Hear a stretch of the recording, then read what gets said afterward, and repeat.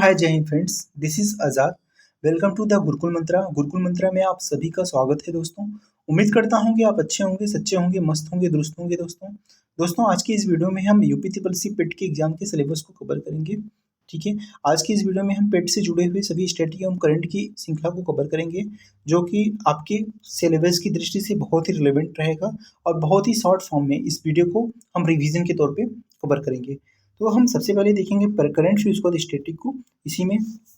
तो अगर हम बात करें राष्ट्रीय परिदृश्य के क्षेत्र में, तो राष्ट्रीय परिदृश्य के बारे में बताया दोस्तों कि हाल ही में देश का दूसरा सबसे बड़ा हड्डी का जो अस्पताल बनाया जा रहा है, तो आपकी पटना में बनाया जा रहा है। ठीक है, देश का दूसरा सबसे बड़ा हड्डी का अस्पताल कहाँ बनाया जा रहा है? पटना में। और पहला कहाँ बन चुका है? देश का सबसे बड़ा जो हड्डी का अस्पताल है वो गुरुग्राम में है और देश का दूसरा सबसे बड़ा हड्डी का अस्पताल पटना में बनाया जा रहा है।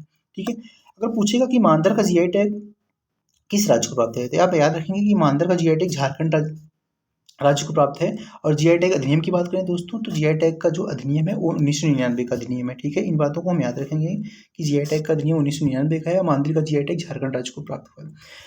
पूछेगा कि प्रोजेक्ट रेल का संबंध किससे है, तो प्रोजेक्ट रेल जो है आपके झारखंड सरकार द्वारा गुणवत्तापूर्ण शिक्षा हेतु चलाया जा रहा है। प्रोजेक्ट रेल याद रखेंगे, प्रोजेक्ट रेल झारखंड सरकार द्वारा गुणवत्तापूर्ण शिक्षा हेतु चलाया जा रहा है। फिर अगर बात करें छत्रपति शिवाजी अवार्ड की, जो छत्रपति शिवाजी अवार्ड है ये जावेद पठान को मिला है, ये भी झारखंड से संबंधित है। ठीक है, छत्रपति शिवाजी अवार्ड जावेद पठान को मिला है, ये भी झारखंड राज्य से संबंधित है। ठीक है, फिर अगर एवीज अवार्ड की बात करें दोस्तों, ठीक है, एवीज अवार्ड की बात करें तो आप याद रखेंगे झारखंड की युवा फिल्मकार निरंजन की विज्ञापन फिल्म द स्प्रिंगिंग दाल को, ठीक है, जो आपकी निरंजन है उनकी विज्ञापन फिल्म आई थी, ठीक है, द स्प्रिंग दाल को एबीज अवार्ड मिला है, इस बात को याद रखेंगे। फिर वाराणसी में जो क्रूज वाटर टैक्सी के बाद रोपवे सुविधा वाला पहला शहर, ठीक है, तो हाल ही में बनारस में रोपवे सुविधा शुरू किया जा रहा है। तो आप याद रखेंगे कि जो आपका बनारस शहर है वाराणसी, वो क्रूज और वाटर टैक्सी के साथ साथ अब रोपवे सुविधा वाला पहला शहर बन चुका है। ठीक है, नेक्स्ट हम आगे को देखेंगे दोस्तों कि आत्मघाती ड्रोन, ठीक है, आत्मघाती ड्रोन का निर्माण किस आईआईटी संस्थान द्वारा किया गया है, तो आप याद रखेंगे आत्मघाती ड्रोन का निर्माण आईआईटी कानपुर द्वारा किया गया है।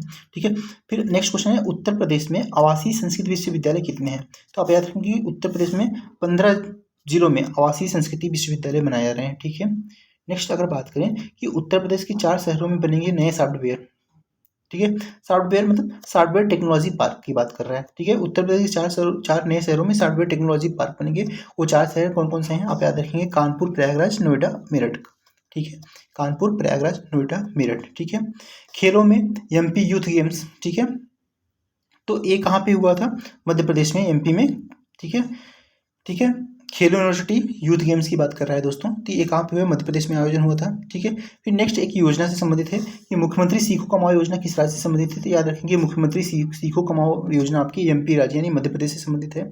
ठीक है, नेक्स्ट योजना पूछा है कि विश्वकर्मा कामगार कल्याण योजना, विश्वकर्मा कामगार कल्याण योजना किस राज्य से संबंधित है, तो आप याद रखेंगे कि राजस्थान राज्य से संबंधित है। ठीक है, फिर अगर नेक्स्ट की बात करें कि विश्व की सबसे बड़ी जंगल सफारी कहाँ पे बनाई जा रही है, तो आप याद रखेंगे यह गुरुग्राम और नूह जिलों को मिलाकर अरावली क्षेत्र में बनाया जा रहा है। ठीक है, गुरुग्राम और नूह जिलों को मिलाकर अरावली क्षेत्र में विश्व की सबसे बड़ी जंगल सफारी बनाई जा रही है दोस्तों।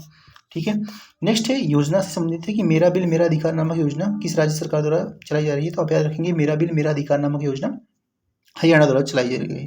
ठीक है, फिर अगर नेक्स्ट हम त्यौहार से संबंधित क्वेश्चन है दोस्तों कि त्यौहार के बारे में पूछा है कि बोनालू त्यौहार किस राज्य द्वारा मनाया जाता है, तो आप याद रखेंगे कि बोनालू जो त्यौहार है वो आपका तेलंगाना राज्य द्वारा मनाया जाता है। याद रखेंगे बोनालू त्यौहार तेलंगाना राज्य द्वारा मनाया जाता है।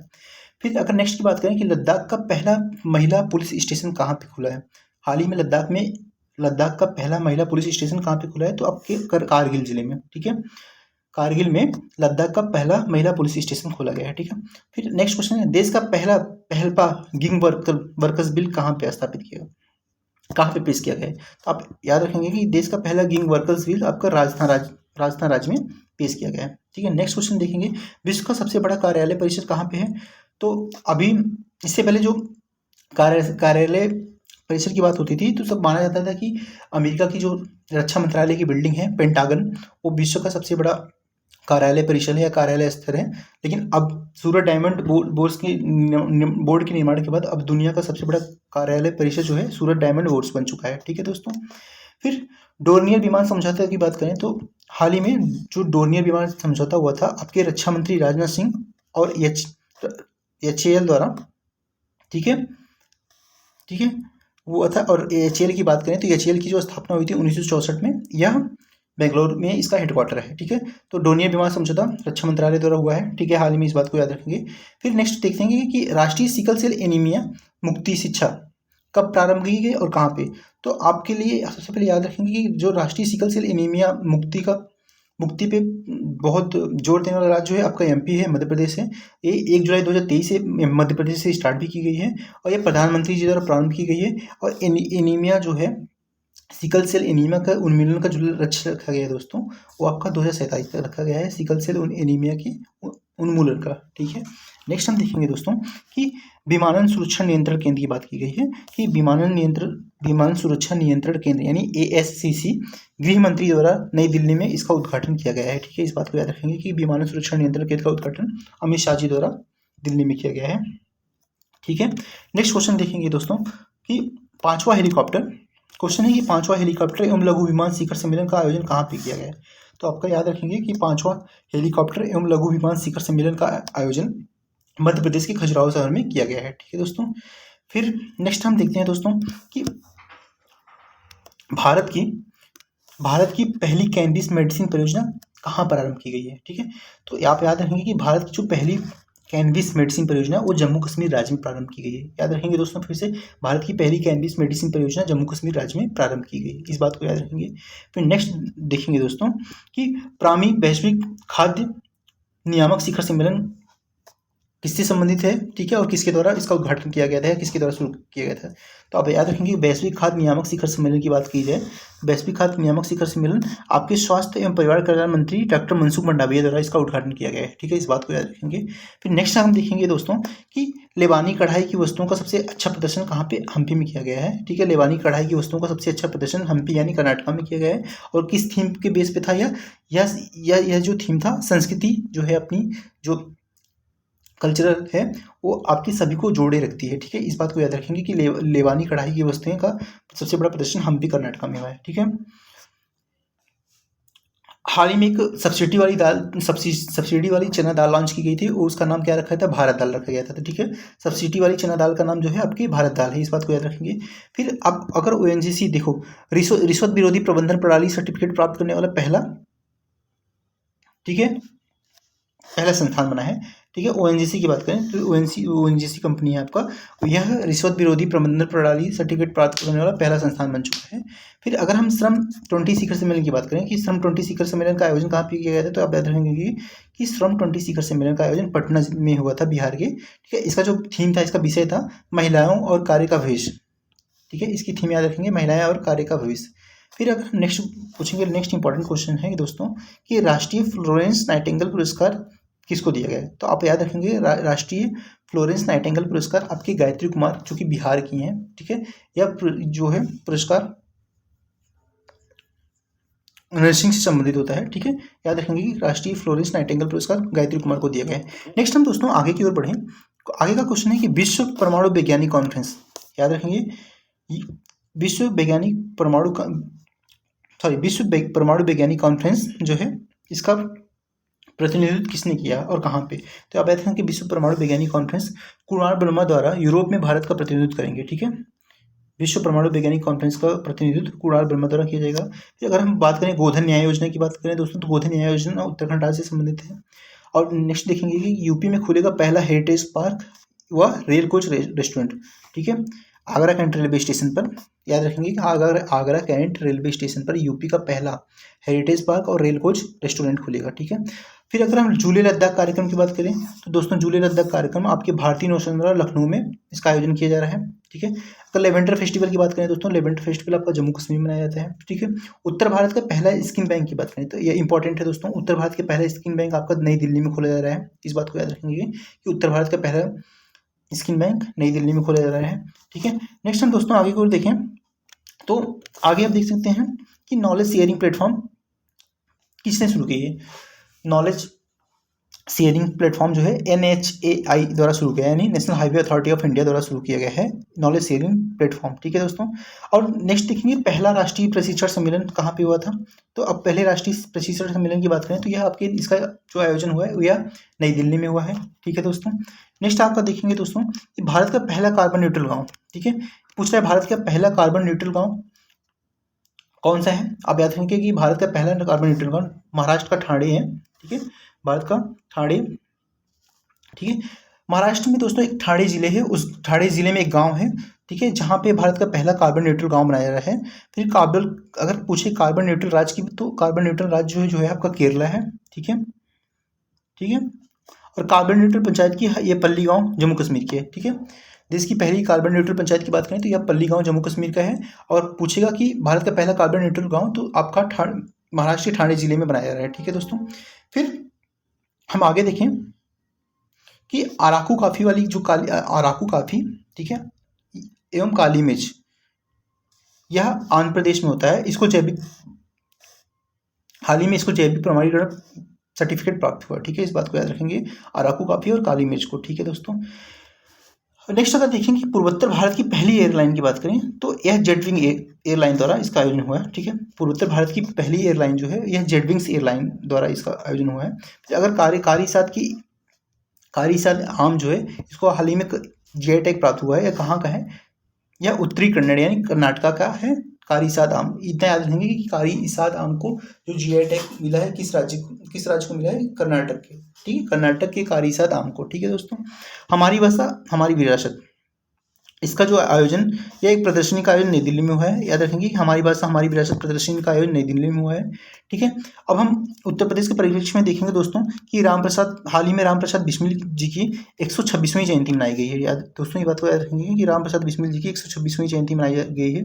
इनके बारे में कुछ पढ़ लेते हैं दोस्तों कि राम प्रसाद बिस्मिल की 11 जून 2023 को 126वीं जयंती मनाई गई है। जो इनका जो जन्म हुआ था वो 11 जून 1897 को शाहजहाँपुर में हुआ था, ठीक है, उत्तर प्रदेश के शाहजहाँपुर जिले में 11 जून 1897 में राम प्रसाद बिस्मिल जी का जन्म हुआ था, ठीक है। इन्होंने मातृदेवी क्रांतिकारी संगठन की स्थापना की थी। इस बात को भी याद रखेंगे कि इन्होंने मातृदेवी क्रांतिकारी संगठन की स्थापना की थी। और ये जो है 1918 के मैनपुरी षड्यंत्र में भी शामिल थे, ठीक है, 1918 में मैनपुरी षड्यंत्र में भी शामिल थे।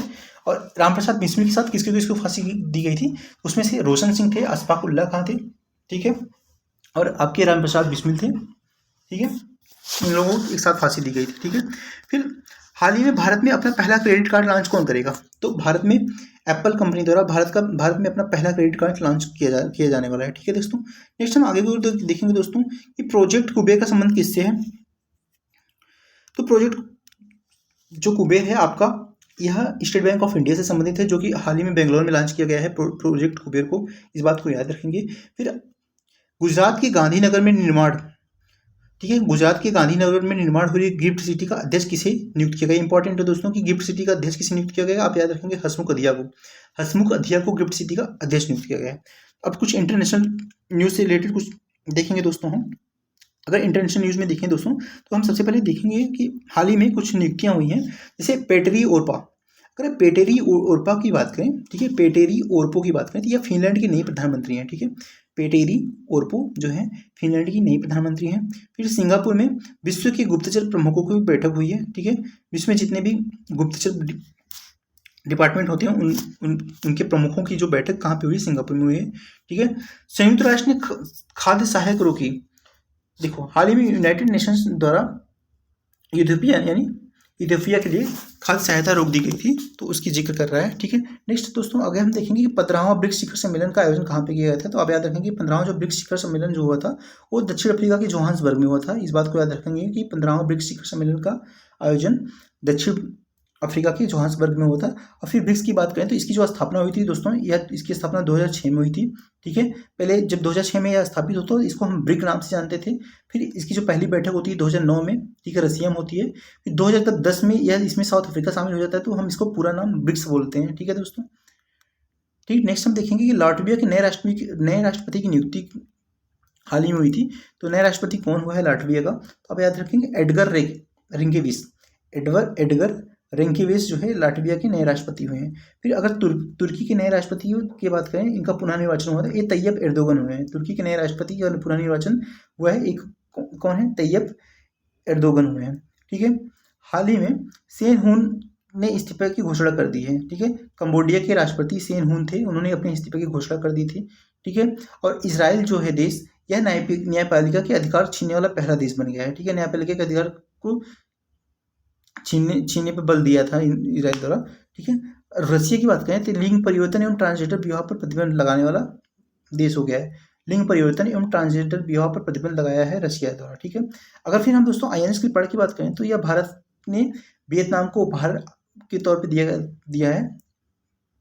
ठीक है, क्या दिया है? INS क्रिपाड नामक जहाज। ठीक है, और वियतनाम की राजधानी दोस्तों हनोई है, इस बात को याद रखेंगे। ठीक है, 67वें ट्रेवल एजेंसी एसोसिएशन। ठीक है, याद रखेंगे कि 67th ट्रेवल एजेंसी एसोसिएशन का सम्मेलन कहाँ पे हुआ था? तो आप याद रखेंगे कि यह कोलंबो श्रीलंका में हुआ था। ठीक है, नेक्स्ट है कि ताइवान जो है भारत में तीसरा राजनयिक कार्यालय खोलेगा। ताइवान भारत में तीसरा राजनयिक कार्यालय अपना खोलेगा। ठीक है दोस्तों, इस बात को याद रखेंगे। फिर SCO का जो नया सदस्य अभी हाल ही में कौन सा नवा सदस्य होता है? SCO में पहले 8 कंट्री थे, हाल ही में नवा जो सदस्य ईरान बन के उभरा है। ठीक है दोस्तों, इस बात को याद रखेंगे। और फिर न्यूजीलैंड के बारे में दोस्तों देखिए, न्यूजीलैंड प्लास्टिक उत्पाद बैग पर प्रतिबंध लगाने वाला दुनिया का पहला देश बन गया है। ठीक है, याद रखेंगे कि प्लास्टिक उत्पाद बैग पर प्रतिबंध लगाने वाला दुनिया का पहला देश कौन बना है? तो न्यूजीलैंड। ठीक है, नेक्स्ट आप विज्ञान एवं प्रौद्योगिकी से कुछ क्वेश्चन देखेंगे दोस्तों। हाल ही में दोस्तों चंद्रयान 3 का जो है इसरो द्वारा लॉन्च किया गया था। कब लॉन्च किया गया था? इस डेट को याद रखेंगे। ठीक है, चंद्रयान 3 जो है 14 जुलाई 2023 को इसरो द्वारा लॉन्च किया गया था और यह 23 अगस्त को शाम को 6:13 पे चंद्रमा की सतह पे जा पहुंचा था। ठीक है, और चीन ने अपना निजी कंपनी चीन की एक निजी कंपनी है लैंड स्पेस नाम की। ठीक है, इसने विश्व का पहला मीथेन ईंधन से चलने वाला रॉकेट लॉन्च किया। इस बात को याद रखेंगे, इंपॉर्टेंट है। चीन की एक प्राइवेट कंपनी है लैंड स्पेस करके, उसने विश्व का पहला मीथेन ईंधन चलने वाले रॉकेट लॉन्च किया है। ठीक है दोस्तों, फिर नेक्स्ट की बात करें, हाल ही में ओडिशा द्वारा यानी ओडिशा राज्य में लीसा नामक एक AI न्यूज एंकर लॉन्च की गई है। ओडिशा में लीसा नामक एक AI न्यूज एंकर लॉन्च की गई है जो कि बहुत चर्चा में थी दोस्तों, इस बात को याद रखेंगे। ठीक है, एक महादेवी वन्यजीव अभयारण्य है जो कि गोवा में है। इसको हाल ही में बाघ टाइगर रिजर्व घोषित किया गया था। ठीक है, बाघ रिजर्व घोषित किया गया था। कौन सा? महादेवी वन्यजीव अभयारण्य को, जो कि गोवा में स्थित है, इसको टाइगर रिजर्व घोषित किया गया। ठीक है, और एक दोस्तों ध्रुव नामक एक इंटीग्रेटेड सिमुलेटर, याद रखेंगे कि ध्रुव नामक एकीकृत सिमुलेटर या इंटीग्रेटेड सिमुलेटर कहाँ पे लॉन्च किया गया है? यह कोच्चि में यानी केरल में रक्षा मंत्री राजनाथ सिंह जी द्वारा लॉन्च किया गया। याद रखेंगे ध्रुव नामक एकीकृत सिमुलेटर कोच्चि में रक्षा मंत्री राजनाथ सिंह द्वारा लॉन्च किया गया है। ठीक है दोस्तों, इस बात को याद रखेंगे। फिर अगर युद्धक पोत संशोधक की बात करें तो यह भारतीय नेवी द्वारा लॉन्च किया गया है। ठीक है, तो अब आगे की वीडियो में हम कुछ रिपोर्ट एवं सूचकांक देखेंगे दोस्तों। जैसे कि आपका देख सकते हैं वैश्विक लैंगिक रिपोर्ट की बात करें तो वैश्विक लैंगिक रिपोर्ट किसके द्वारा जारी किया जाता है? तो वैश्विक लैंगिक रिपोर्ट आपका विश्व आर्थिक मंच द्वारा जारी किया जाता है। तो हाल ही में जो इसकी रैंक थी 127 थी। ठीक है, 2023 में, और 135 2022 में थी। और विश्व वैश्विक लैंगिक रिपोर्ट में जो पहला स्थान रखता है दोस्तों वो आइसलैंड रखता है। ठीक है, इस बात को याद रखेंगे। फिर अगर हम पवन ऊर्जा क्षमता की बात करें तो पवन ऊर्जा क्षमता में विश्व में भारत का जो स्थान है वो 4थे नंबर पे है। ठीक है, पवन ऊर्जा क्षमता में विश्व में भारत का कौन सा स्थान है? तो वो 4थे नंबर पे है दोस्तों। अगर हम हेनले पासपोर्ट इंडेक्स की बात करें दोस्तों, हेनले पासपोर्ट इंडेक्स में विश्व का जो सबसे शक्तिशाली पासपोर्ट है वो आपकी सिंगापुर का पासपोर्ट है। और भारत का जो क्रम है उसमें इसमें 80वें नंबर पर आता है भारत। ठीक है, ठीक है, और कुछ सूचकांक को कुछ देखेंगे दोस्तों। जैसे अगर पूछेगा कि खुशहाली सूचकांक या शांति सूचकांक के बारे में, तो खुशहाली सूचकांक और शांति सूचकांक में भारत का जो स्थान है वो 126 पे है। ठीक है, भारत का जो सूचकांक है वो 126 पे है। ठीक है, हैप्पीनेस पे और पीस इंडेक्स पे, दोनों पे 126 है। ठीक है, अगर प्रेस स्वतंत्रता की बात की तो उस पर 161 पे है। ठीक है, इस बात को याद रखेंगे। और नेक्स्ट हम देखेंगे निर्यात तैयारी सूचकांक की बात करें तो निर्यात तैयारी सूचकांक जो है आपका यह इसमें प्रथम स्थान तमिलनाडु का है, दूसरा कर्नाटक का है। फिर अगर ऊर्जा संक्रमण सूचकांक की बात करें तो इसमें भारत का जो स्थान विश्व में 67वां पे है। ठीक है, अब हम कुछ योजनाओं के बारे में देखेंगे दोस्तों। तो योजनाओं में देखते हैं, सबसे पहले देखेंगे मेरा गाँव मेरी धरोहर योजना।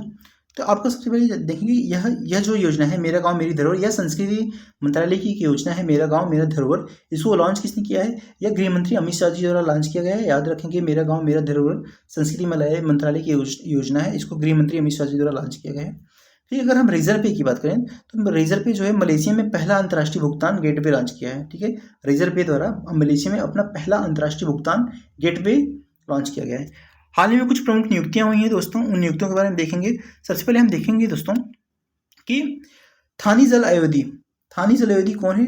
थानी जल अयोधी UAE की हैं या WTO की 13वीं मंत्री स्तरीय बैठक की अध्यक्षता रही हैं। ठीक है, याद रखेंगे थानीजल आयोदी यूएई की हैं।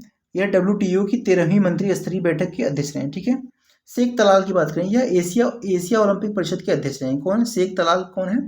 यह एशिया ओलंपिक परिषद के अध्यक्ष रहे हैं। फिर अगर एनजीटी के कार्यकारी अध्यक्ष की बात करें दोस्तों, तो एनजीटी के जो कार्यकारी अध्यक्ष है वो सेव कुमार सिंह हैं। ठीक है दोस्तों, एनजीटी के जो कार्यकारी अध्यक्ष है ये सेव कुमार सिंह हैं। फिर अगर हम डेनिस फ्रांसिस की बात करें दोस्तों, तो यह ट्रिनिडाड एंड टोबैगो के हैं, यह यूएनओ की महासभा के अगले अध्यक्ष होंगे और कौन सी क्रम के हैं? ये 78वें क्रम के हैं। ठीक है, डेनिस फ्रांसिस की बात कर रहे हैं। ठीक है दोस्तों। फिर अब्दुल्ला अल मंडोस की बात करें दोस्तों, तो अब्दुल्ला अल मंडोस विश्व मौसम संगठन के अध्यक्ष बने हैं। ये कहाँ के हैं अब्दुल्ला अल मंडोस? ये यूएई के हैं। ये नियुक्तियां इंपॉर्टेंट है दोस्तों, इनको याद रखेंगे। ठीक है, और इसके साथ दोस्तों हाल ही में कुछ निधन हुए हैं कुछ प्रमुख व्यक्तित्व के। सबसे पहले जैसे डेनियल एलनबर्ग की बात करते हैं, तो डेनियल जो एलनबर्ग हैं यूएसए के, यह पेंटागन पेयर्स और विजुअल ब्लाउजर्स के हैं थे। ठीक है, और फिर कामिक मैकार्थी, ये पुलित्जर विजेता है, इनका निधन हो गया था हाल ही में। एक मंगला नार्लिकर थे, ये गणितज्ञ थे, इनका निधन हो गया है। वेद कुमार घई की बात करें तो यह संस्कृति एवं डोंगरी की विद्वान थी। ठीक है, इनका निधन हो गया। ठीक है दोस्तों, तो अगले वीडियो में दोस्तों हम कुछ पुरस्कार और बुक्स, कुछ और जो भी युद्धाभ्यास हुए हैं हाल ही में, कुछ विविध टाइप के क्वेश्चन है, इन सभी को कवर करेंगे दोस्तों। तो अभी देखते हैं जब तक वीडियो खत्म नहीं हो जाता, तो जैसे अभी देखेंगे दोस्तों कुछ पुरस्कारों के बारे में कि सबसे पहले ब्रिटिश नेशनल अवार्ड की बात करें तो यह फिल्म निर्देशक जो शेखर कपूर है उनको दिया गया है ब्रिटिश नेशनल अवार्ड। ठीक है, नेक्स्ट है एसोचैम बिजनेस एक्सलेंस अवार्ड की बात करें तो एसोचैम बिजनेस एक्सलेंस अवार्ड जो है राष्ट्रीय खनिज विकास निगम को दिया गया है, इस बात को याद रखेंगे। फिर नेक्स्ट है ओलंपिक ऑर्डर सम्मान, तो ओलंपिक ऑर्डर सम्मान जो दोस्तों हैं ये टेड्रोस ओब्रेहम और WHO के महानिदेशक हैं। ओलंपिक ऑर्डर सम्मान टेड्रोस ओब्रेहम को दिया गया है जो WHO के महानिदेशक हैं। अगर हम बात करें दोस्तों जर्मन बुक शांति पुरस्कार, इंपॉर्टेंट है दोस्तों, जर्मन बुक शांति पुरस्कार यह सलमान रुश्दी को दिया गया है, इनकी बुक द स्टैनिक वर्सेस के लिए। ठीक है, सलमान रुश्दी की जो एक बुक थी द स्टैनिक वर्सेस, इनकी पुस्तक के लिए जर्मन बुक शांति पुरस्कार दिया गया दोस्तों। फिर यूरोपीय निबंधकार एक अरुंधति राय हैं, इनकी एक पुस्तक थी the God of small thing उपन्यास आज़ादी बुक के लिए मिला है इनको। ठीक है, यूरोपीय निबंध पुरस्कार। ठीक है दोस्तों, फिर गांधी शांति पुरस्कार की बात करें दोस्तों, तो गांधी शांति पुरस्कार जो है गीता प्रेस गोरखपुर को मिला गया। ठीक है, इस बात को याद रखेंगे, इंपॉर्टेंट है। गांधी शांति इन्होंने अपनी जो है पुरस्कार राशि लेने से मना कर दी थी। और गीता प्रेस की बात करें, गीता प्रेस गोरखपुर की जो स्थापना हुई है वो 1923 ईस्वी में हुई थी। फिर नेक्स्ट हम देखेंगे एलिजाबेथ लॉन्गफोर्ड पुरस्कार, तो एलिजाबेथ लॉन्गफोर्ड पुरस्कार की बात करें, यह रामचंद्र गुहा जो कि इतिहासकार हैं, ठीक है, रिवल्स एगेंस्ट द राज के लिए इनको एलिजाबेथ लॉन्गफोर्ड पुरस्कार मिला है। फिर अगर गवर्नर ऑफ द ईयर पुरस्कार की बात करें तो ये आपके रिजर्व बैंक के गवर्नर शक्तिकांत दास को मिला है। ठीक है दोस्तों, नेक्स्ट दोस्तों हम देखेंगे कुछ इंपॉर्टेंट बुक्स हाल ही के हैं जो कि बहुत रिलेवेंट है, बहुत ही इंपॉर्टेंट है, तो बुक्स को कवर करेंगे दोस्तों। जैसे कि the power of the thought, ये इंपॉर्टेंट है कि the power of the thought book है जो BK शिवानी की है। ठीक है, फिर नालंदा एक बुक है, नालंदा बुक के लेखक कौन है? अभय कुमार है। ठीक है, फिर नेक्स्ट बुक है अजय टू योगी आदित्यनाथ, अजय टू योगी आदित्यनाथ एक शांतनु गुप्ता करके राइटर है, उनकी बुक है, इंपॉर्टेंट है, याद रखेंगे। फिर रिंग साइड की बात करें दोस्तों, रिंग साइड बुक जो है विजय दर्डी की है। ठीक है, एज ए विल्टन्स किसकी पुस्तक है दोस्तों? यह रंजीत गुप्ता की पुस्तक है, एज ए विल्टन्स। ठीक है दोस्तों, थ्रू द ब्रोकन ग्लास दोस्तों, थ्रू द ब्रोकन ग्लास की बात करें तो यह TN 7 की पुस्तक है, इन बुकों को याद रखेंगे दोस्तों। फिर नेक्स्ट कुछ युद्धाभ्यास हुए हैं जो कि बहुत ही रिलेवेंट है दोस्तों, चलिए देखते हैं। जैसे नोवेडिक एलिफेंट, यह मंगोलिया में होता है, यह इंडिया और मंगोलिया के बीच में नोवेडिक एलिफेंट एक्सरसाइज हुआ है। ठीक है दोस्तों, ऑपरेशन सदर्न रेडीनेस, इंपॉर्टेंट दोस्तों, यह इसका जो आयोजन हुआ है सेशंस में हुआ था, ऑपरेशन सदर्न रेडीनेस का। ठीक है, जिमेक्स की बात करें दोस्तों, यह इंडिया और जापान के बीच में होता है, और साल्वेक्स की बात करें यह इंडिया और USA के बीच में कहाँ पे आयोजन होता है, इसका कोचिंग होता है। फिर कुछ और कुछ मिसलिनियस टाइप के क्वेश्चन है दोस्तों, इसको हम कवर करेंगे। जैसे कि आप देख सकते हैं मार्तंडम शहद, या जी इसको GI टैग प्राप्त हुआ था, कहाँ के शहद के? मार्तंडम शहद आपका तमिलनाडु का शहद है, इसको GI टैग हाल ही में प्राप्त हुआ है। फिर फांगलोन कोन्याक की बात करें दोस्तों, तो फांगलोन कोन्याक जो है नागालैंड से राज्यसभा की पहली महिला सांसद है। ठीक है, इनको जो है यह नागालैंड की राज्यसभा से पहली महिला सांसद हैं, इस बात को याद रखेंगे, इनका नाम फांगलोन कोन्याक है। ठीक है, और फिर कुछ महत्वपूर्ण दिवस की बात करें तो दोस्तों, जैसे हाल ही में 1 जुलाई को डॉक्टर्स डे मनाया गया है, जो इसकी थीम थी family doctors on the front line. ठीक है दोस्तों, फिर 4 जुलाई को USA स्वतंत्रता दिवस मनाया गया, 15 जुलाई को विश्व युवा कौशल दिवस मनाया गया था। ठीक है, वन और आजीविका मिशन पे। फिर 29 जुलाई को टाइगर डे मनाया गया है। ठीक है, नेक्स्ट हम कुछ खेल से रिलेटेड टॉपिक्स को कवर करेंगे दोस्तों। ठीक है,